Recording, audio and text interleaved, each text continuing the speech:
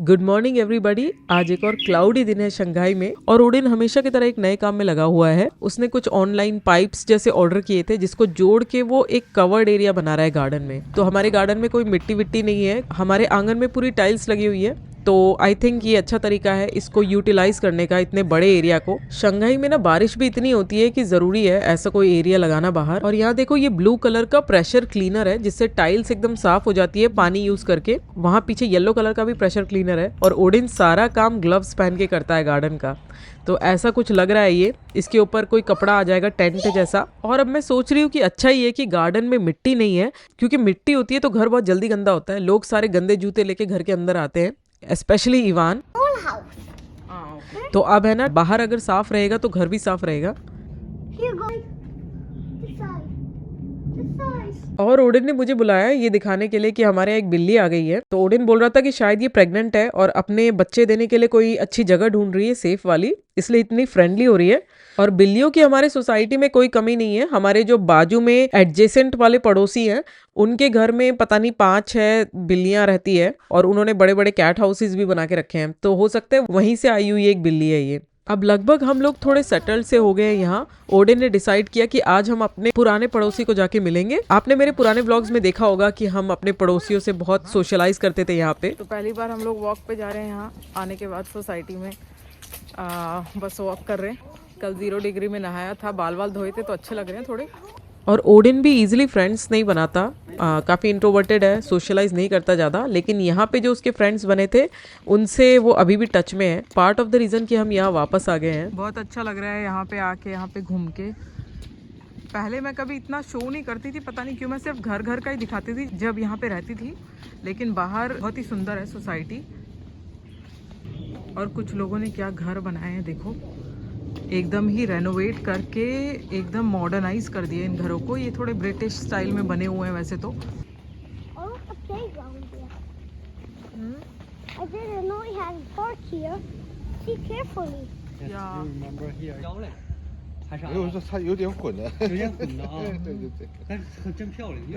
तो हम वॉक करते करते हमारे पुराने पड़ोसी के घर पहुंच गए और पहुंचते ही उन्होंने हमें मेंबर्स मार्क की कोई मिठाई सी दी। इसको आप पाई बोल सकते हो इंग्लिश में। मैंने ये देखा है कि आजकल यहाँ पे लोग हैंडमेड चीज़ें ऑफर नहीं करते गेस्ट को। यूजुअली स्टोर बॉट चीज़ें होती है, क्योंकि किसी के पास भी इतना टाइम नहीं है घर में इतने सारे पकवान वगैरह बनाने का। बस ये लोग लंच और डिनर पे ही फोकस करते हैं मोस्टली। और ओडिन भी देखो काफ़ी बातें कर रहा है इनसे। वैसे तो वो अपार्टमेंट से भी यहाँ पे आके इनसे मिलता रहता था कभी कभी, लेकिन काफ़ी टाइम बाद इतना रिलैक्स होके मिल रहा है इनसे, क्योंकि घर एकदम पास में ही है। और इन्होंने एक टी बना के दी है जो कि यहाँ पे एक कल्चरल चीज़ है।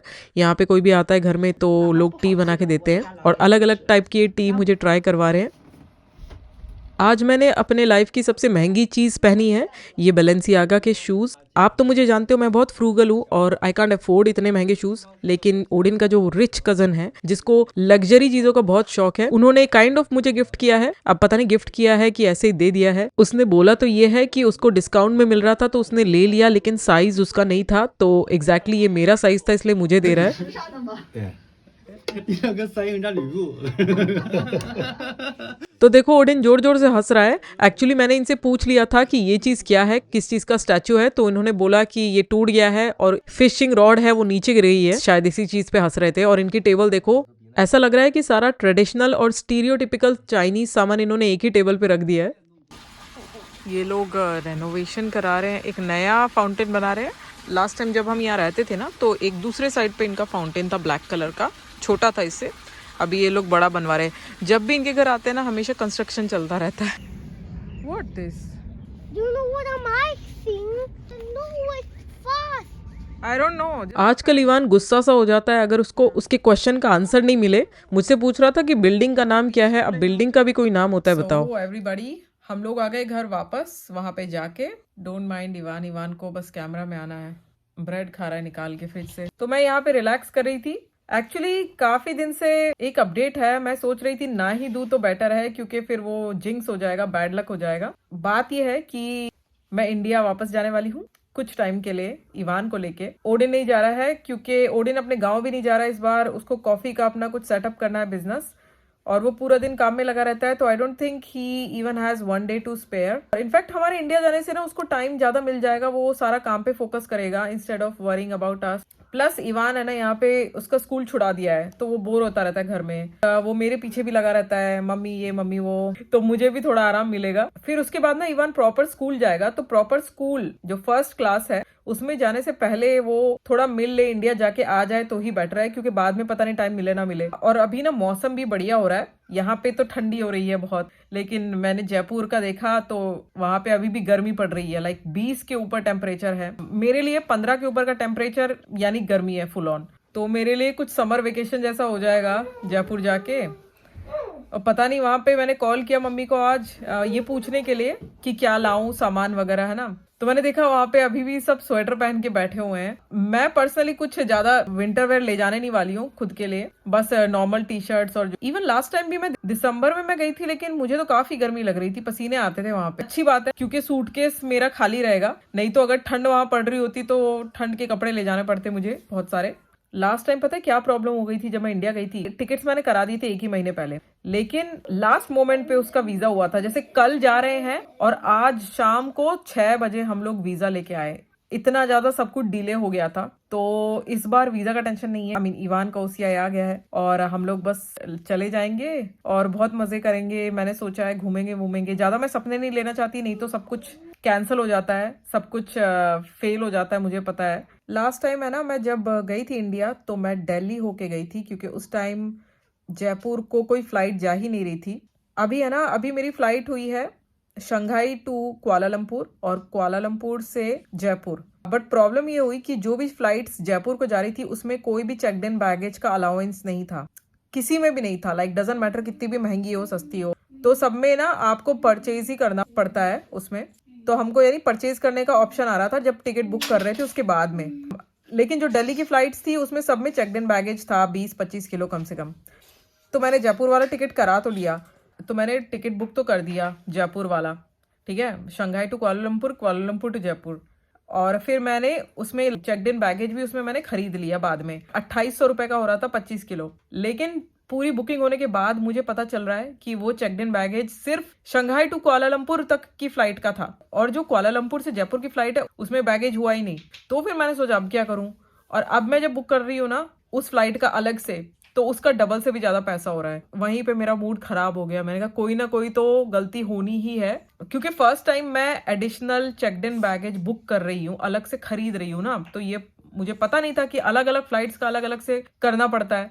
मुझे लगा पूरी ट्रिप का एक साथ ही बुक हो जाता है, और होना भी चाहिए ना पूरी ट्रिप का एक साथ बुक बैगेज। कोई ऐसा तो है नहीं कि आधे रास्ते अपना सामान छोड़ के जाने वाला है, पता नहीं क्या लॉजिक है। जो भी है, अभी मुझे बुक करना है 25 किलो और आधी ट्रिप का। इवान के लिए मैंने बैगेज बुक नहीं किया है, चेक्ड इन बैगेज बहुत ही एक्सपेंसिव हो जाता। सिर्फ एक ही 25 किलो का किया है, उसमें मुझे बहुत सारा सामान लेके जाना है। पता नहीं मैं कैसे ले जाऊंगी, मेरे कपड़े, इवान का तो कैरी ऑन बैगेज में आ जाएगा सामान, लेकिन एक चेक्ड इन बैगेज में मेरे कपड़े, कुछ मैं सामान यहाँ पे लेके जा रही हूँ। मम्मी के लिए कुछ कपड़े ले जा रही हूँ, चंचल मेरी जो भाभी उसके लिए कुछ कपड़े ले जा रही हूँ, कुछ टॉयज ले जाने हैं, इवान के कुछ कपड़े जो छोटे हो गए, शूज वगैरह, वो मैं लेके जा रही हूँ अपने भतीजे के लिए। अभी मैं ना एक एक करके बैग अपना भरते जाऊंगी, जैसे जैसे सामान मेरा आता जाएगा। ऑनलाइन ऑर्डर कर रही हूँ, बट सैडली मुझे तो जो थोड़ा बहुत बैगेज मिला भी है वो भी मुझे खरीदना पड़ा, वो भी फ्री में नहीं मिला। और मैंने सोच के रखा था कि जयपुर जाने से पहले मैं थोड़ा घर अरेंज करके जाऊंगी अच्छे से। उसके लिए मुझे ज़रूरी लगा कि मैं थोड़े से जो बास्केट टाइप के वो कंटेनर्स होते हैं खरीद लेती हूँ सामान को रखने के लिए, क्योंकि ये घर बहुत बड़ा है और हमारा सामान भी छोटा मोटा बहुत सारा है। तो मैंने ऑनलाइन चेक किया यहाँ टाओबाओ पे, और एक अच्छी डील मिल रही थी। 5 कलरफुल स्टोरेज कंटेनर्स का सेट मुझे मिल रहा था 500 रुपये में।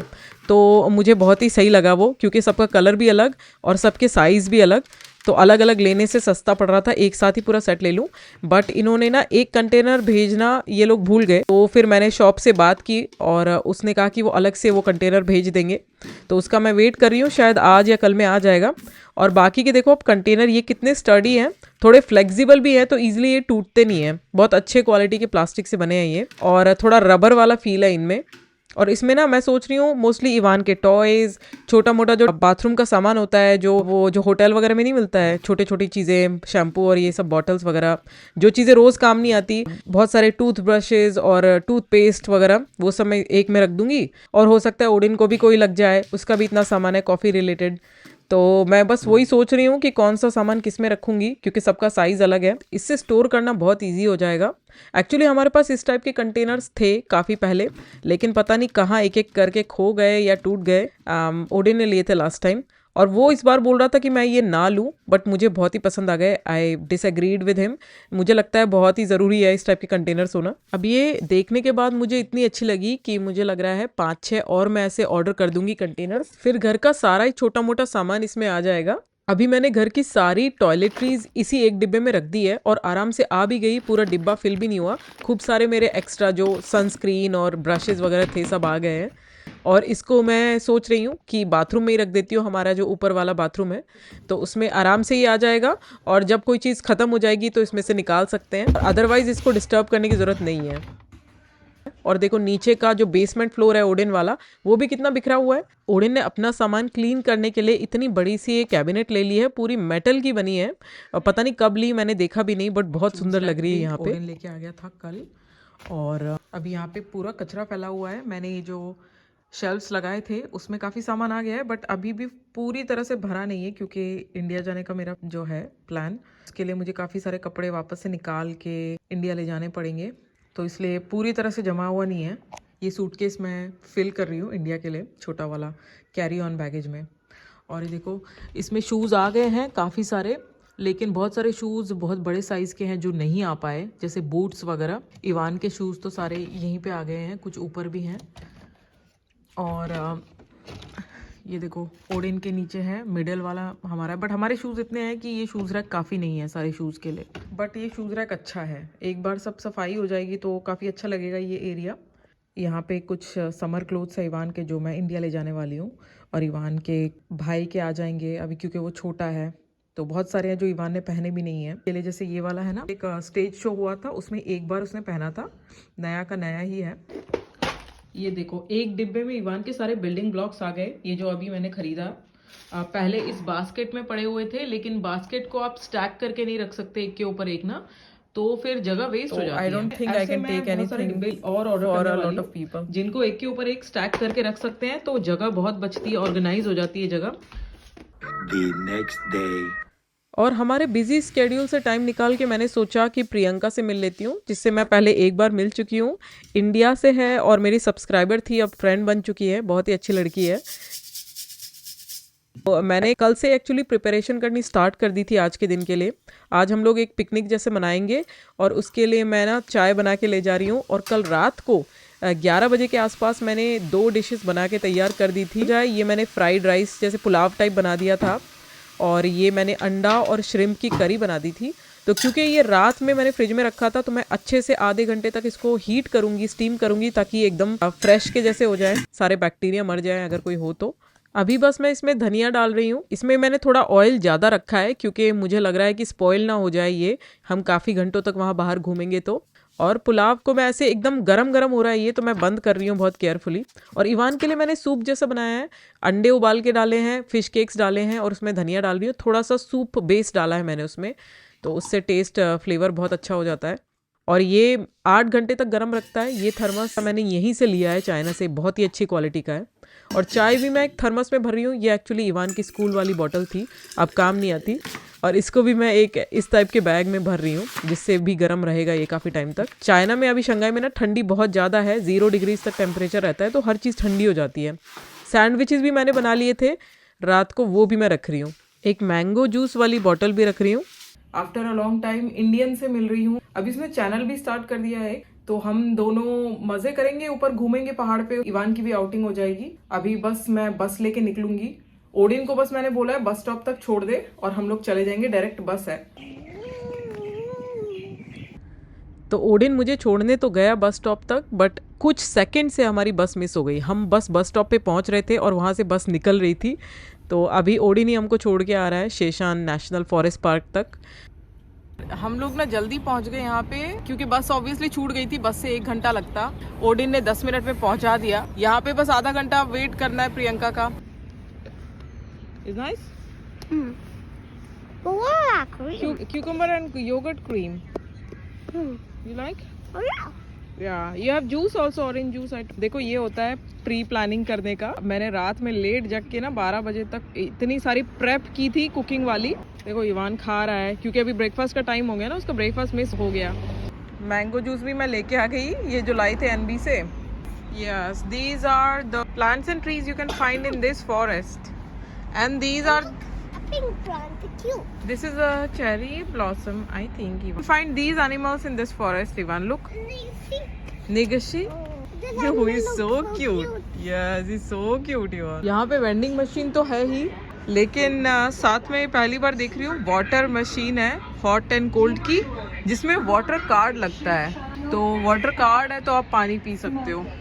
देखो यहाँ पे एंट्रेंस के बाहर ही एक पुलिस स्टेशन है। तो यहाँ पे कोई भी इम्पोर्टेंट लोकेशन होती है उसके बाजू में ही पुलिस स्टेशन होता है। जैसे मैंने देखा स्कूल के बाजू में हमेशा एक पुलिस स्टेशन होता है।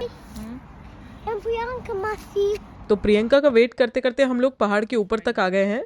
और देखो ये ट्रॉली मैंने ली है सिर्फ इवान के साथ ट्रैवल करने के लिए, क्योंकि इवान होता है तो उसका खूब सारा खाने पीने का सामान मैं लेके चलती हूँ और बहुत भारी हो जाता है कंधे पे। अरे तुम लेते जाओ वीडियो, कोई प्रॉब्लम नहीं है। ये तुम्हारा इतना वेट कर रहा है, इसने किसी का इतना वेट नहीं किया होगा। हर मिनट मुझे पूछ रहा है। ये देखो प्रियंका कॉफी लेके आई। मैंने इसको बोला था कि मैं चाय बना के लाई हूँ सुबह सुबह, बट फिर भी लेके आ गई। बट कोई नहीं, इतनी ठंडी का टाइम है तो गरम गरम चीजें पीने का मजा कुछ अलग ही है। Snack is that what? I care about my हाँ। snack. गुड। तो प्रियंका के आने के थोड़ी देर बाद ही हमने सैंडविचेस खाने स्टार्ट कर दिए। सरप्राइजिंगली प्रियंका को बहुत ही ज़्यादा अच्छे लगे, इतनी उसने तारीफ की। एक्चुअली मैंने बहुत सिंपल तरीके से बनाया था। मैंने ऑनलाइन कहीं देखा था कि कैसे बनाते हैं क्यूकम्बर वाले सैंडविचेस, और बटर भी मैंने यूज़ किया था और योगर्ट यूज़ किया था हेल्दी बनाने के लिए। और सच में मुझे भी बहुत पसंद आए, लेकिन प्रियंका को तो बहुत ही ज़्यादा पसंद आ गए। और यहाँ चाइना में बिल्कुल भी कल्चर नहीं है अपना खाना साथ में ले जाने का। लोग खाली हाथ जाते हैं और बाहर से ही कुछ खा लेते हैं। लेकिन मैं हमेशा इतना सारा वजन ढोती हूँ सिर्फ खाने की वजह से। मुझे बाहर के खाने पे कभी विश्वास नहीं होता, बाहर से स्नैक्स वगैरह खरीद लेना।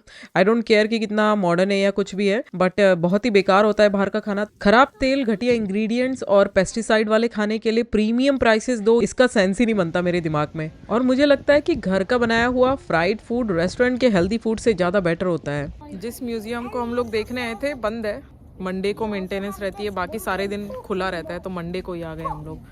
कितना सुंदर है ना ये, देखना म्यूजियम है ना, पुराना एकदम बहुत ही यूरोपियन स्टाइल में अंदर बनाया हुआ है, क्योंकि फ्रेंच लोगों ने बनाया था। पूरा फ्रेंच में लिखा हुआ, फ्रेंच और चाइनीज, नो इंग्लिश। सही है। तो मेरा आज चांस चलेगा देखने का यार। यहाँ पहाड़ी के टॉप पे 2-3 चर्चेस बने हुए हैं, एक म्यूजियम बना हुआ है बड़ा सा, और 2 टेलीस्कोप्स हैं, ऑब्जर्वेटरीज हैं। तो अजीब ही कॉम्बिनेशन है। और बाहर भी खूब सारी क्रिश्चियनिटी वाली श्राइन्स बनी हुई थी। हम लोग चर्च के अंदर भी चले गए जहाँ पे पिन ड्रॉप साइलेंस था, तो हम लोग ज़्यादा बात नहीं कर रहे थे और रिलेटिवली खाली है। चाइना जो है ना ऑफिशियली एक नास्तिक एथियस्ट कंट्री है, तो कुछ ही लोग हैं जो मानते हैं यहाँ रिलीजन को, और जो भी थोड़े बहुत लोग हैं वो यहाँ पे आके कर लेते हैं शंघाई में पूजा वगैरह। यहाँ पे और भी काफ़ी सारे चर्चेज हैं, मॉस्क भी हैं, टेम्पल्स वगैरह भी हैं, तो सब कुछ मिल जाएगा चाइना में। सब कुछ काफ़ी मॉडरेशन में है, जो कि मुझे काफ़ी पसंद है। यहाँ पे हमेशा वीडियो बहुत अच्छा आता है। तो हम लोग आ गए हैं पेविलियन में, चारों तरफ बैम्बू ट्रीज हैं। पहले भी मैं यहाँ आ चुकी हूँ, लेकिन यहाँ बार बार आना अच्छा लगता है। और कोई नहीं होता यहाँ बैठ के आराम से लंच कर सकते हैं। और ये जो थर्मस मैं लाई हूँ चाय भर के, वो कार में है ना लीक हो गया था, और यहाँ पे है कि खुल ही नहीं रहा है, कितना भी ट्राई कर रही हूँ। पीतल के बर्तन में चाय पहली बार। पीतल में कोई नहीं पीता ना चाय, पीतल में। लोगों को देखो चिपक गया ये पूरा,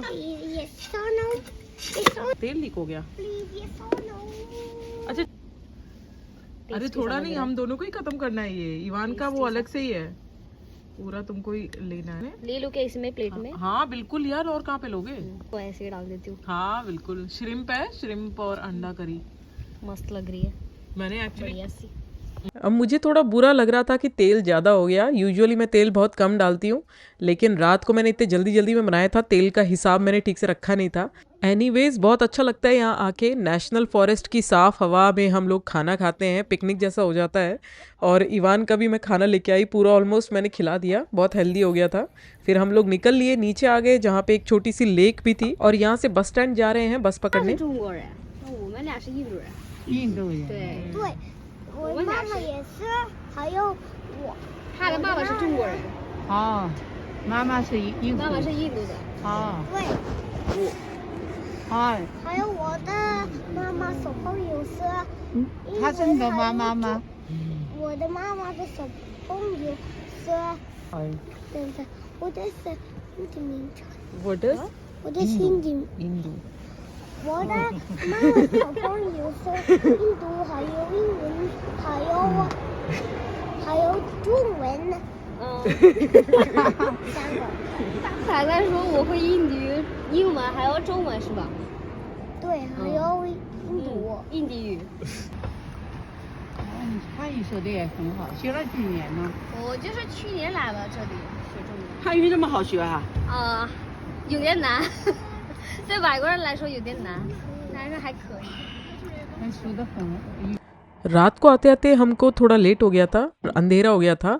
फिर खाना पीना करने के बाद हम लोग जब सोने गए तो फायरवर्क्स स्टार्ट हो गए हमारी सोसाइटी में ही। तो मैंने ऐसे रिकॉर्ड कर लिया। यहाँ पे फायरवर्क्स का बहुत कल्चर है, लेकिन लाइसेंस लेना पड़ता है इनको फोड़ने के लिए, हर कोई नहीं फोड़ सकता। तो आज के लिए इतना ही गाइज। ये व्लॉग आई नो बहुत छोटा था compare to my other vlogs. और जैसा मैंने इस व्लॉग में आपको अपडेट दिया कि मैं इंडिया जा रही हूँ, और जब भी मैं इंडिया जाती हूँ तब मेरे व्लॉग्स कई बार तो आते ही नहीं है। एक्चुअली लास्ट टाइम जब मैं इंडिया गई थी तो व्लॉग्स आए ही नहीं थे बिल्कुल भी। लेकिन इस बार मैंने सोचा है कि मैं कुछ ना कुछ तो पोस्ट करूँगी ही, भले ही मैं थोड़े शॉर्ट करके करूँ ताकि मेरा काम थोड़ा कम हो जाए। जितना लंबा व्लॉग होता है उतना ही ज़्यादा एडिटिंग करनी पड़ती है एक ही सिटिंग में, तो थोड़ा मुश्किल हो जाता है। तो थैंक्स फॉर वॉचिंग गाइज। अगर आपको अच्छा लगा ये वीडियो तो प्लीज़ सब्सक्राइब कर देना। और नेक्स्ट व्लॉग बहुत जल्दी आएगा, क्योंकि मैं ऐसे ही 20 मिनट के आसपास का एक व्लॉग डालने वाली हूँ नेक्स्ट वाला। तब तक के लिए बाय गाइज।